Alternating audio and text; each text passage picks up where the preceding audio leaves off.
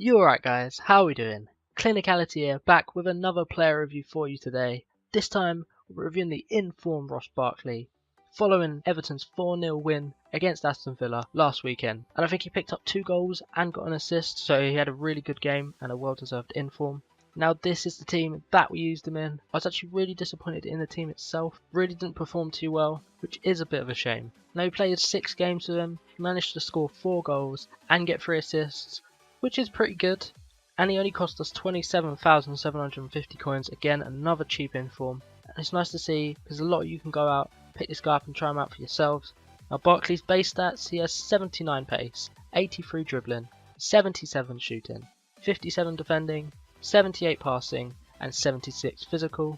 Jumping into the in-game stats now, some pretty average stats here, apart from his strength. That one does stand out for me. 78 strength on an attacking midfielder is really nice to see. Onto his skill attributes, he has 85 ball control, 87 dribbling, 80 long passing, 87 short passing, 81 long shots, 83 shot power. Now he can play cam and left mid. He's got medium work rates, 5-star weak foot and 3-star skills. Obviously he's right footed and he has the long shot taker trait. And I actually want to start off talking about his long shots as we jump into the clips, because his long shots are really good. Like, he gets so much power, they're so accurate, and yeah, they're just absolute rockets. His long shots are amazing, and his finishing is actually really good as well. Whenever he does get a chance, he usually puts it in the back of the net. Really nice to see. This one, he actually doesn't head the ball. Azpilicueta actually puts it into his own net, but just the sheer pressure of having Barkley there clearly made him make a mistake, and he heads it into his own net. Now Barkley's passing, again, feels really nice. Both long passing and short passing. Anything where he's on the ball and he just has to hit it, really solid. So both his passing and his shooting are really nice to use.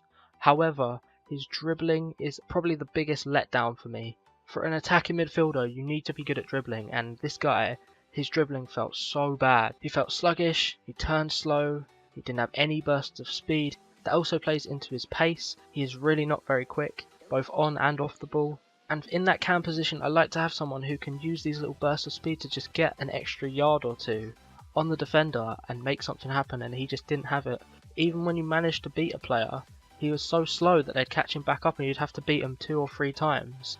So really quite disappointing. On top of that, he only has 3-star skills, so you can't even skill your way through teams. His dribbling for me is a massive letdown. The only thing that kind of saved his dribbling, however, is his 78 strength, which actually felt really good. When people did get next to him, which they did quite often, as I say, because he is slow, he was able to hold a lot of people off and use his strength to create a few chances. But all in all, his dribbling, as I say, was a big letdown. His 5-star weak foot, however, is really nice to have. He can shoot, he can pass on either foot. It's really nice to be able to do. As long as you're in space, it doesn't matter what foot you're on, you can do anything with it. And some of the time, he actually seemed to prefer getting it on his left than his right. I'd set it up for a right-footed shot and he'd just hit it with his left anyway. The last point for me is going to be about his positioning. And his positioning for me was diabolical. It was so bad.